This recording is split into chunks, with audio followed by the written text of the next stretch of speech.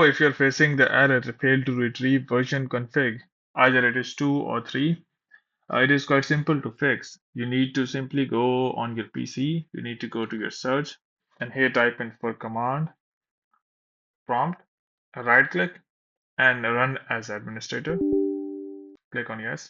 So basically, this is an issue with your internet configuration. So we have to first fix that. Go to, and here, once you're here, just go and type in for ipconfig slash flush DNS. That is the first command. Hit enter. Once you are done, now the second command is ipconfig slash release. Hit enter.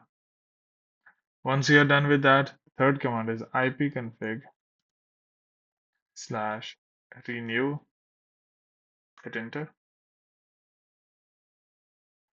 Once done, now you need to type in for net sh int ipv4 space reset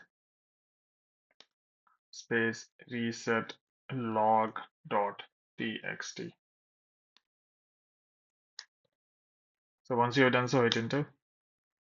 And once everything is done, just go and close your command prompt.